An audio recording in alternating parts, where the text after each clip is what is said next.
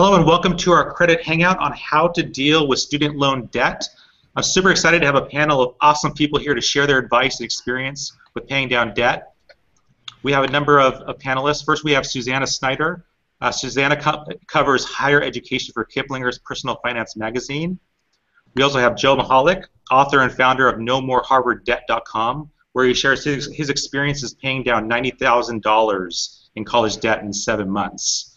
We also have Betsy Mayo, the Director of Regulatory Compliance for the American Student Assistance. She also writes for saltmoney.org. We have Brandon Ensley, who is the Financial Aid Administrator at Purdue University and oversees financial literacy and Purdue's My Money website. We have Stephanie Halligan. She's the founder and blogger behind the Empowered Dollar and started a new awesome webcomic series to help people achieve financial freedom. She's also working with startups and nonprofit design financial education apps. And we have Claire Murdo, who is one of the awesome writers at Ready for Zero and is getting featured all over the web. I just saw her article appear in Business Insider yesterday.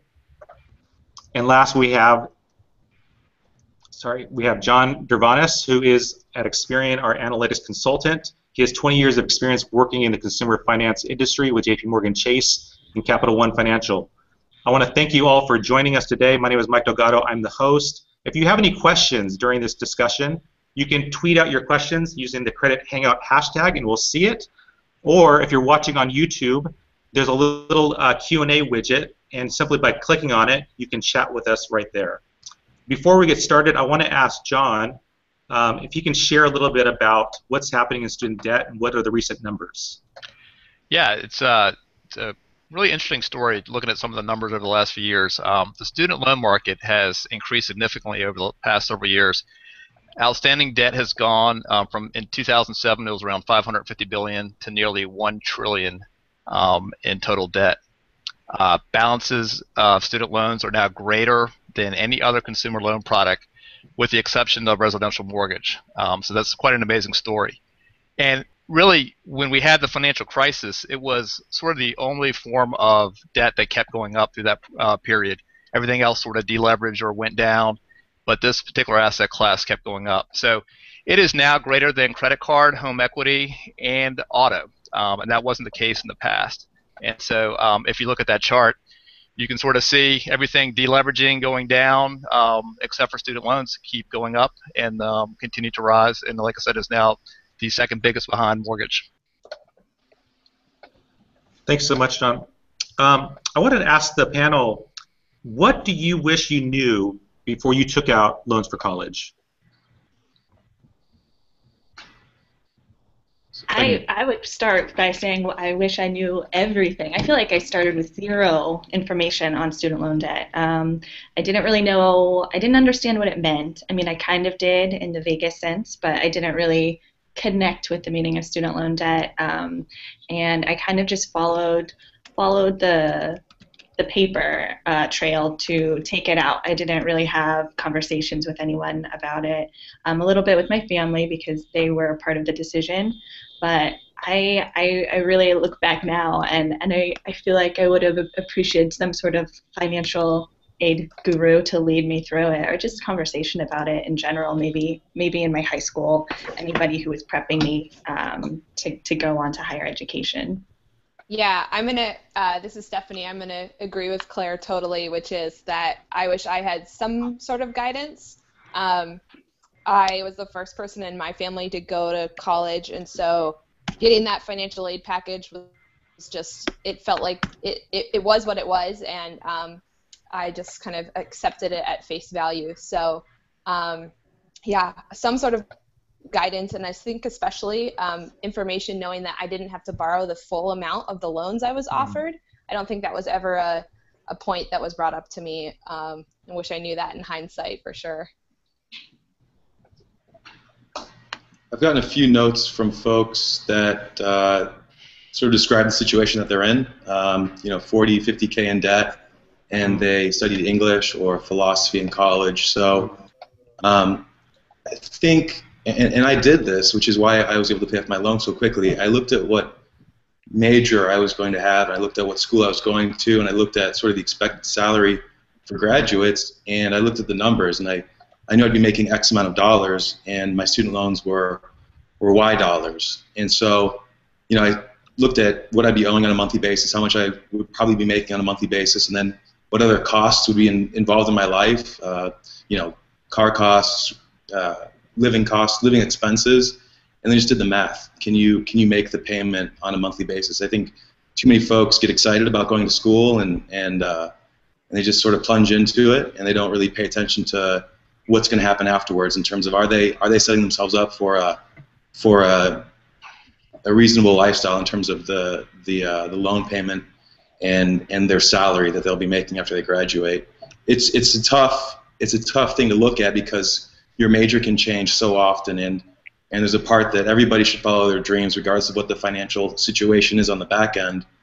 But I still think that there has to be that element or that component of just making sure it smells right. It doesn't necessarily have to be like perfect, but you should not be taking out $100K and studying a major that will probably net you like 30 grand a year. That's a recipe for disaster.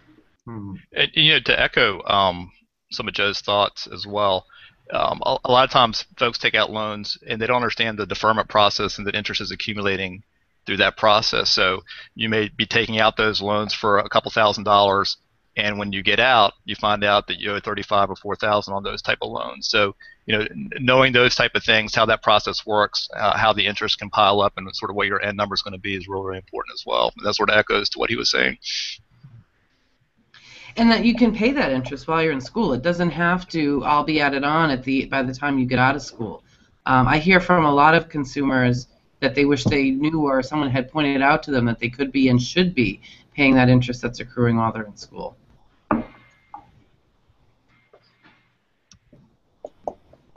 Brandon, I wanted to ask you about, you work a lot with a lot of students at Purdue. I wanted to ask you, what are some of the advice you give them as they're looking to get their first set of loans? Well, especially the incoming freshmen, or if we have students that are looking on campus, I try to make them look at the whole picture. With the My Money program that we have, we're able to go into classrooms, and we're ever expanding on it. And a lot of families will look at the price tag at 1 year and realize, oh, I can afford that. But that's based off of 1 year's finances, and so much can change from 1 year to the next. And we see a lot of students taking out a lot more student loans to finish off their degree than they thought, even if they were planners, even if they did think about it, because something unexpected happened and some of their financial aid dropped. So we try to make sure that they are looking at college as a whole. And not even just 4 years anymore, but even 5 or 6, because the average is constantly going up just to get your undergraduate degree. And one of our mindsets that's really changed is we no longer look at the loans, as an end-all be-all option, especially the Parent Plus loan. We don't even award that to our out-of-state freshmen anymore, or our out-of-state students at all, so they don't think that that is something they can automatically take. And we always go back to, yes, this may be your dream institution, just like any other of your institutions. This may be something you've been thinking about for a very long time, but is it realistic? Can you go somewhere else and get the same degree at a third of the cost? Yeah, that's a really, really good point. Are there any common mistakes that students make when they're in the process of taking out loans or as they're looking at loan options? For us, well, we see a lot of students, they can be shy to ask questions. And asking some of the simplest questions can make a snowball effect of asking more questions and asking more questions. I've seen lots of students go through all 4 years and get private loans the entire time and had no clue that they were eligible for the federal loans just because someone told them at one point in time they made too much money. They never tried to look at the FAFSA. We've had students that would apply for the FAFSA, end up getting grants along with student loans, and would have just went through their whole career with private student loans. And there's a lot of different stipulations within the federal regulations that can help a student instead of hinder them with a private loan. Your federal loans are going to be much easier to work with the servicer, to work with the lender, than a private institution is going to. Stephanie already mentioned it, but taking out more than you need for your loans. I think when somebody gives you an offer or just kind of a bundle of cash, or even if it's, you didn't know that college was a possibility and all of a sudden a college comes along and offers you the full ride, but it's within loans, then you grab it and it's appealing and it all of a sudden opens up a door that maybe you didn't think was open. However, it's like, it's kind of a mystery door at that point, and the actual cost of these loans isn't taken into account. Whereas maybe, you go to a different school who will give you a decent amount or just what you would need to get through, and you can take care of the rest, find out other ways at a much, much lower cost. But that kind of golden nugget of student loans that's offered, a lot of people grab it, and that's one thing that happens, I think, quite a bit, and it's appealing. They package it well. Yeah. Very much so. And in addition to that, a lot of times this is the student's first time with this much money at one point in time. So we were seeing a lot of students just overspending, buying things they really might not necessarily need it. So we have implemented with all of our scholarship programs, a finance class that they take. So we kind of go through budgeting and worksheets and see, do you really need that, or can you live without it while you're a college student? Something to add to that too is, I actually just wrote a long story about this, is that students start thinking about loans and financial aid in general when the acceptance letters start coming in. And they should be thinking about it 6 months to a year before they even start school and start applying. What schools might be able to give me more aid based on my academics or my activities, and what schools may not give me any at all. So just really thinking about that early is something that we don't see as many students do as probably should. Yeah, and I would have to agree that with all of those points, and the fact that you, as a senior in high school, you make such a big push to apply for scholarships, compare financial aid packages, and I feel like when you get into college, the idea that you should keep applying for scholarships and you should keep pace on looking for different kinds of funding options besides loans, it kind of disappears because you've made it, and there was such a big push into freshman year. So I know personally I didn't even consider looking for scholarship opportunities while I was in college, and I know there are still a few out there. So and we see that kind of, I think, spike in cost after that first year. So continuing to find other aid sources, I think, is a really important component to keeping the student loan balance down. I would agree with that. And to add on to your guys' point, not even 6 months to a year before you start, but it's federal regulation now that universities have a cost calculator and a financial aid estimator. So even their first year of high school, they can start planning this out and seeing at this point in time, what can I potentially qualify for? Mm-hmm. That's true. The other thing that people run into, I think, we were talking about the financial aid packages, is some people that don't realize when they look at their award letter that just because it's on the award letter doesn't mean that it's free money. That there are, every award letter looks a little different, and some make it very clear what's loans versus what's grants and scholarships, but families should absolutely don't assume that because it's on the award letter that it's free money. I want to ask about paying off debt faster, and Betsy, it's something you touched on about the idea to even begin to start paying down the debt while you're in school. That's something I never even thought about when I was in college. Can you talk a little bit about that and the value of doing that? Sure. Well, the first thing is, if you don't remember anything else from this, just remember there's never a prepayment penalty on student loans. So you can start making payments the day it's dispersed. And if it's a loan that accrues interest while you're in school or while you're in deferment, then that's less money that's going to be added on to the principal once you are out of school. If you're lucky enough that you qualified for subsidized loans, whether it be a subsidized Stafford loan or a Perkins loan, which also has a subsidy, any money that you pay towards that loan while you're in school is essentially free money because no interest is accruing on it in the first place. that can save people thousands and thousands of interest over the life of the loan if they just sort of keep up with that interest that's accruing over time. You know, another Go go ahead. Okay, I was just going to say, I think that's a great idea, Betsy. And the beauty of college is that it's the one time in your life where you're basically allowed to dress like a slob, drive a beater, and have 10 roommates. So, there are so many ways to save money, and nobody expects you to have the latest fashions in college. No one expects you to buy bottle service. No one expects you to live in a house by yourself or in a penthouse suite downtown. Like, you can literally just shovel all money that you have from working a day job or a night job or what have you, and just shovel it all towards these interest payments that Betsy's talking about, because nobody expects you to look like a successful person when you're in college. Like, you are in the ditches, you're learning, you're building yourself, you're enriching your life, and you're not making yourself richer at that point. That comes later. And so I think it's just an excellent opportunity to really just take full advantage of dressing like a slob and just driving a car you don't care about and just not worrying about these societal pressures that we have to look our best or to portray this vision that we're super successful. We're not. We're in college.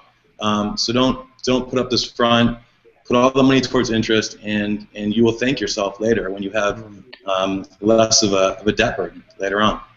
And another option to look at or consider is, and this maybe applies more when you get out, is really looking at, again, the amortization schedule of that loan. So if you had a $29,000 balance on your loan and your payment's around $200, if you look at it, $70 of that's going towards principal and the other $130 is going towards interest. So if you could find another $70 to pay that month, you have essentially made 2 payments for that month. And if you could keep that up, you are on a pace to pay your loans off in a much quicker time. So surprisingly, sometimes the amount of principal is small, but by making an extra principal payment on that situation, you can quickly start paying down the loan.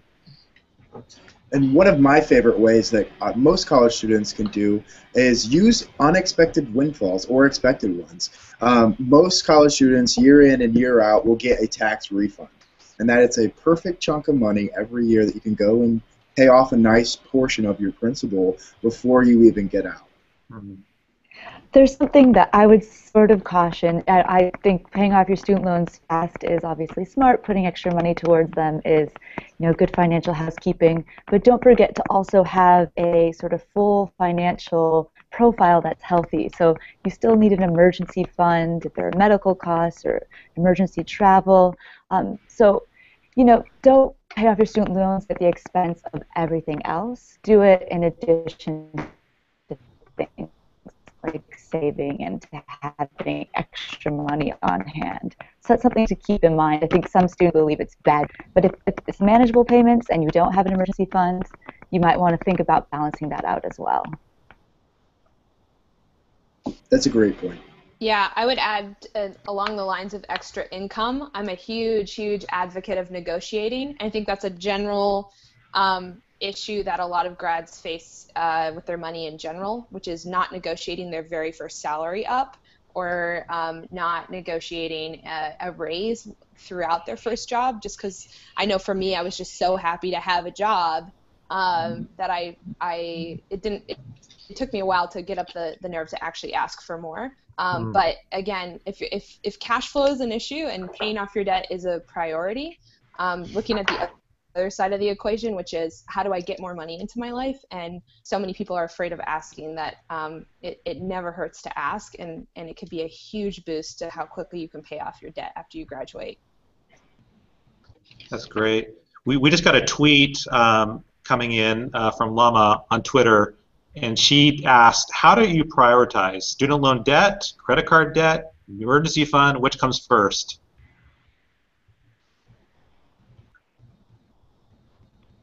Well, I think the answer to that is yes, all of them.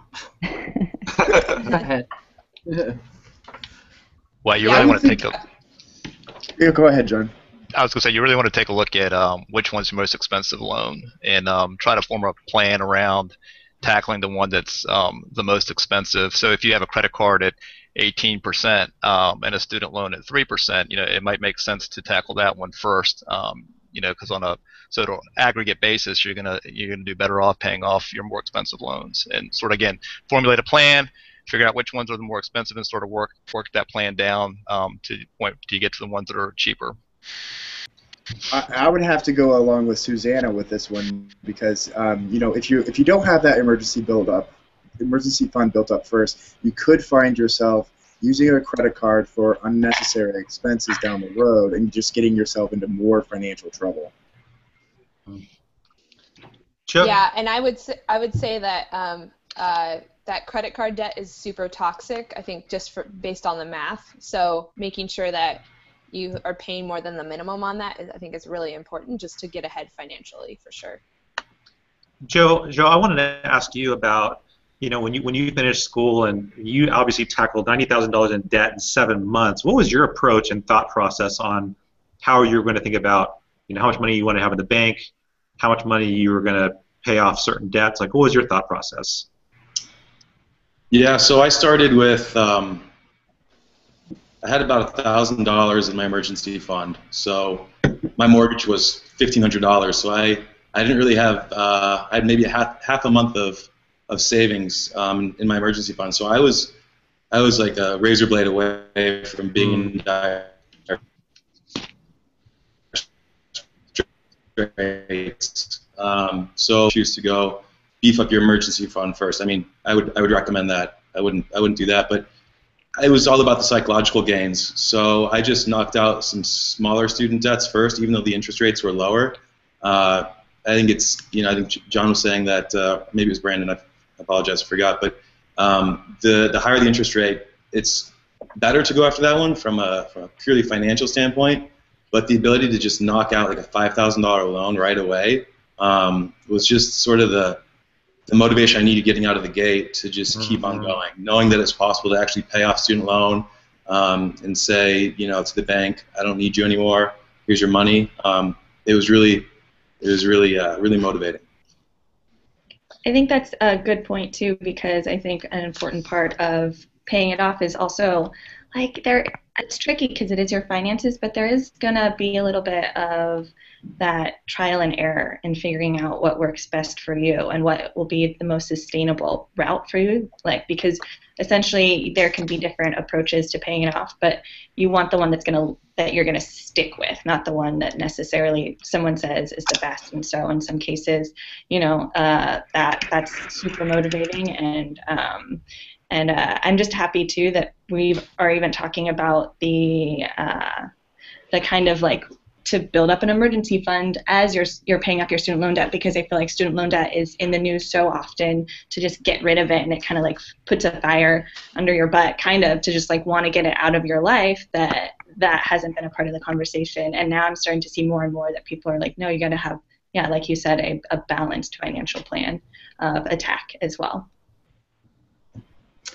The other thing about that, though, is that while it is important to get rid of your debt as soon as you can, the nice thing about student loans is that there's options. So if you do get into a jam, like if you lose your job or there's a reduction in income, that there are options that are available to you so you don't go into default and have more dire consequences.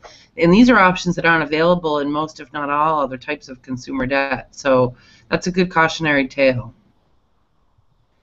Definitely, and if you can kind of tackle your private loans first, if you've taken those out, because they have fewer protections, it'll be helpful to knock those out, and then your federal loans can come after.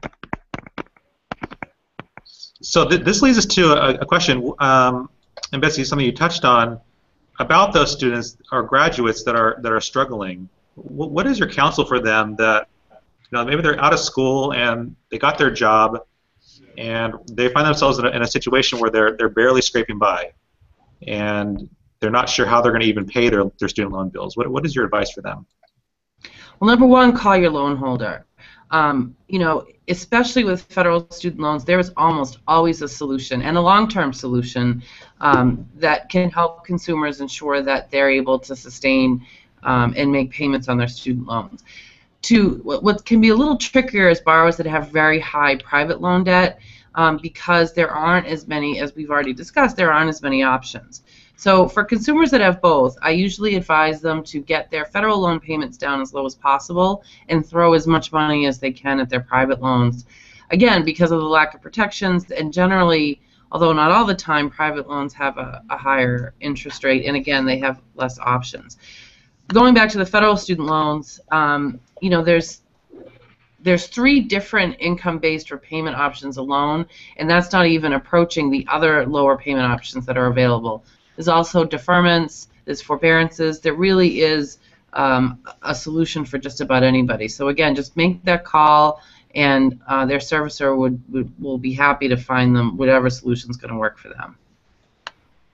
Mike, I'd also ask you to define scraping by, because you know, scraping by in my mind is not the person who's going to the bar 3 nights a week and spending their money, living paycheck to paycheck that way. You know, going to the mall every week and buying new clothes, going on trips. I just completely agree with Betsy, but would also advocate for taking a very hard look at their expenses. Like, get into your credit card statement, look at it line by line, classify it, entertainment versus, you know, just classify it as entertainment discretionary versus required living expense, and just have an honest conversation with yourself. Do you really need to spend your money the way you're spending it, or is there room to cut back a little bit and put more money towards a student loan? So just a clarification on what scraping by means, because for some people it's different. That's true. We say it all the time, you know, if you live like a lawyer when you're a student, you're going to live like a student when you're a lawyer. But it's like what Joe said, it's want versus need, and you really got to look at the definition of what's need. Oh, but I need cable. No, you don't. You need food, you need basic clothing. In some cases, you need transportation. We talk about that with consumers all the time.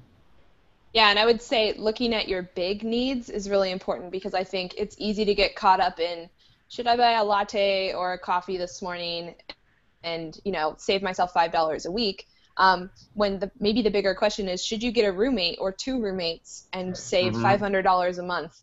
So I think focusing on those big wins, because it's easy to get lost in the minutia, and also feel that on a daily basis, when I think there's a lot of bigger opportunities and ways you can save money too, especially living situations. Yeah, and I would just say, like, I'm sort of a turnaround story. I graduated from B school, and I bought a house, and I bought 2 cars and a motorcycle, and I didn't have roommates, and so I was sort of trying to live like a lawyer, but still paying off student debt, and you know, the net worth situation was not good at all. And so, for me, personally speaking, it required, it was like basically a self-esteem issue. I was very insecure, and so I wanted to portray this image of success, but at the time, all I had was a diploma. I hadn't really done anything very remarkable, professionally speaking, and so, you know, I was trying to portray a certain image, and I think that's the case for a lot of people. I think they want to appear to be successful even though they're not, and that comes at a cost, like a real financial cost. And you know, the self-esteem issue, the insecurities, like that's rooted somewhere. And so, just kind of to be very, very, very personal for a minute, just, you know, having that self-awareness to determine where this need to consume is coming from, and why you feel like you need a latte every day, or like you need to go travel all the time. Like, just taking a deeper look at that and determining what's driving this need to consume, rather than paying off your student loans, so that you can set yourself up for a better future, a future where you have savings, where you're retiring early, and where you're living your dream maybe when you're 40 or 50 versus never, possibly, because you just have this debt that you have to live with. Yeah, I would echo that. I know I really felt like I had to play keeping up with the Joneses, because when you have your first job out of college, it's so easy to get overwhelmed by professionals who are just a couple years older than you, or your peers, and I think there's a lot of peacocking going on, where you're trying to show yourself as a professional, and you don't want to be the person who's right out of college who only dresses like a college student or can only afford to go out. So it's easy to get caught up in your own paycheck sometimes, and get caught up in coworkers and habits of others, because it's the first time that you're managing money on your own. Stephanie, what was your plan as you start to pay off your debt, and your friends are inviting you to go on trips or dinners? Like, what's like your response to them? Yeah. So it helped that I was working in the financial education space, so that was easy. I think I was pretty branded as the money conscious friend. I actually think I swang the other way too far in terms of the pendulum. I was a little too cheap sometimes, and I would just say absolutely no to going out at all instead of, I think, moderation. But, a lot of it was lighthearted, which is people are like, oh, you're not drinking tonight? And I'm like, I am, soda and lime. And so it was, I think, using a lot of humor and realizing, too, that I still could go out. I still could hang out with friends. I just had to be the one to provide creative solutions, I think, and stand my ground. And when I was really trying to prioritize where I wanted my money to go. Stephanie, you needed one of these. This saved me thousands of dollars. Thousands. Oh, I don't think the bars like me very much. But. I love. How's that for a frugal tip? That's right. Yeah. The flask. Bring your own flask. Who knew that student loan debt, Google Hangout, a flask would appear? That's great. That's great. I would name my flask Stafford. I think it would be appropriate.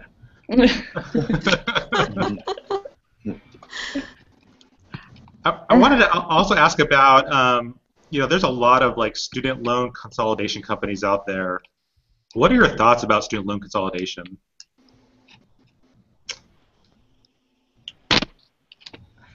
Well, I mean, student loan consolidation, I think, especially people with federal student loans, I think that's their first step now. And student loan consolidation isn't what it used to be. Federal student loans used to have a variable interest rate. So if the interest rate was lower for a particular year, everyone would run to consolidate, rightly so, because it would fix the rate at whatever that low rate was that year.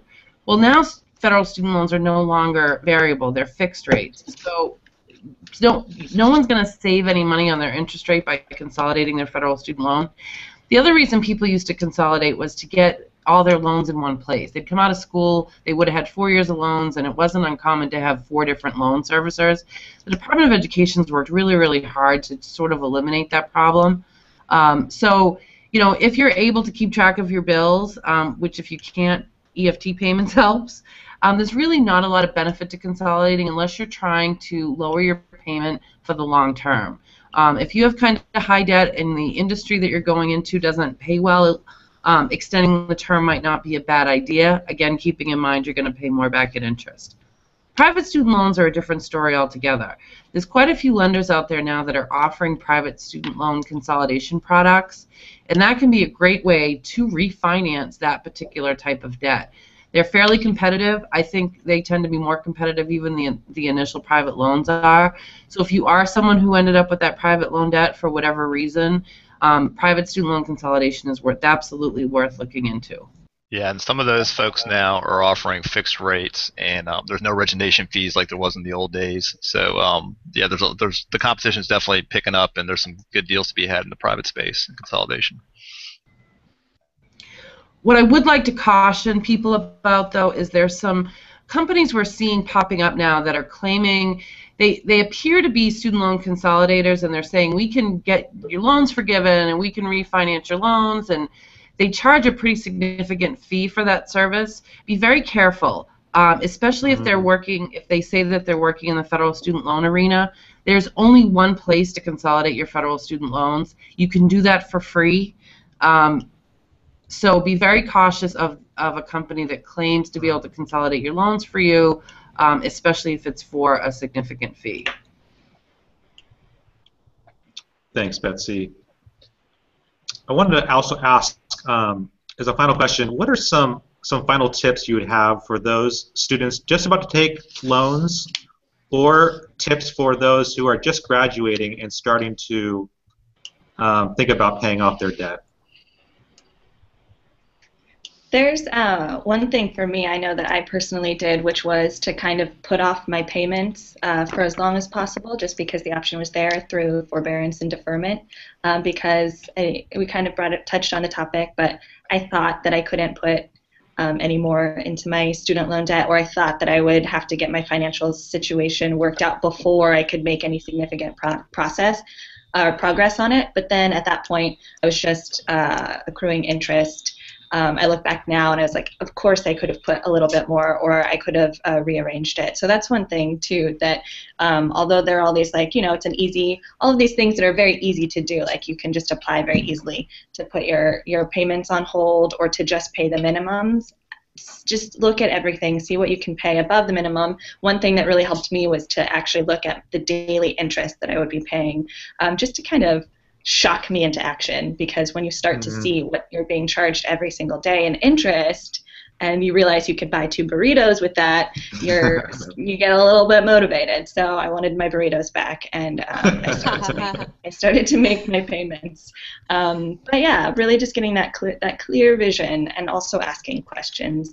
In some ways, student loan debt is it's a debt that nobody really wants to have, but at the same time, it's talked about so often that it almost doesn't have that stigma anymore. So it's kind of like, it's almost a relief. You can talk about it. You can talk about it with your friends. You don't have to be embarrassed in any way. So. Yeah, I would say for the people who are just about to start paying off their student loans, it's such an emotional thing, I think, once you see the balance or you're afraid to look at the balance. So I would say, like, open the envelope is, like, the biggest, I think, tip I would say. Like, look at it, calculate it, add up your debt, research who your servicer is, and look at the number, because it's easy to not want to look at the number or not add them all up together, and I think sweep it under the rug, because you could feel bitter or angry or whatever got you into the situation in the first place. So I think accepting it is the first step to paying it off. Something that's really easy to do and will help a little bit is just also to sign up for automatic debits when you start repaying your federal loans. So that will earn you a 0.25% interest rate reduction on your rate. So it's free money. I kind of tell everybody to think about just signing up for the auto debit, and then you won't miss a student loan payment either. So that's a quick thing you can do right off the bat, and it will help a little bit. All these are great tips. I love talking about all these. These are ones that we mention with all of our students. But I've also noticed, especially this latest graduation class they go through, is we have a lot of unconventional students out there. And there are many unconventional ways to repay your student debt that a lot of people don't know or don't think about. This week I just read something about the rural opportunity zones in Kansas, where if you move out to Kansas, they are going to forgive portions of your debt. Maine has a program like that. There are other programs like AmeriCorps or the Peace Corps that all have some type of loan forgiveness in there. And for the college student that's looking to do something different, to move and also reduce some of their loan debt, it might be an opportunity that they could look into. Actually, Brandon, I'm so glad you brought that up. We discovered a little over a year ago that there wasn't a single source for all the information about all the student loan forgiveness programs that are out there. We actually found over 60 of them, and we put them all together in an ebook, which you can find on our site, on the Salt Money site, all the forgiveness programs we could find. And if you guys see it and you know of some programs that we don't even have in that book, let us know, and we'll add them in. Well, I will be looking up that site and putting that link on there, because I talk about this every year in the classes, and students are always bewildered about different ways, different really unconventional ways that they can go out and teach or do this or that and reduce a big portion of their student loan debt. So I'll be looking forward toward that link. My favorite one in the book, and I am nerdy enough that I have a favorite student loan forgiveness program, the state of Kentucky actually pays up to, I believe it's $6,000 every single year for veterinarians that will go there and specialize in large food animals, which there's just so many irony in that forgiveness program. Wow. That's great. That's so funny. Yeah. Joe, I wanted to ask you, for someone who has tackled a huge amount of debt in such a short amount of time, what would be your advice for the person who's just finishing school and looking at their debt, and they want to be able to do something that you did? What would be your advice for them? what Stephanie said about opening the envelope. Just look that number in the face and do your best not to be intimidated by it, because you can destroy the student loan. Like it's just a number, and you have the tools. Believe it or not, you have the tools to go destroy it. You're not powerless. It might involve extremes such as moving in with your parents, but so what? Like free room and board. That's awesome. If you're living in an expensive metropolitan area, move. And there are loan deferment programs like we just talked about. Move to Kansas, move to Kentucky. It can be a big number and it can be scary. But believe in yourself. Really, is what it comes down to. And I mean, it sounds kind of hokey, but a lot of this is just a mind game. At the end of the day, it's how can you push yourself harder to make more money, and how can you push yourself harder to make more with less by having roommates, by eating ramen noodles, by doing things that maybe you're not exactly comfortable with right away, like taking a flask to a bar. Extremely uncomfortable the first time I took it. And I took it every night after that because it's awesome. And I was saving so I mean, just, you have the tools, and the internet has the tools. Like, they're all there, and there are people that will support you. So yeah, open the envelope and just start paying it down. That's great advice. Well, I want to thank you all for being with us today. There has been a number of wonderful tips that we're going to feature on our Experian blog, and as well as links to the different websites that were mentioned, like Betsy just mentioned, a great resource, as well as Brandon at Purdue also has a lot of great resources on the Purdue Financial Aid website. We're going to provide links to all of these different resources, as well as a lot of the tips that are shared. We'll be typing this all out and having some nice visuals to go along with it.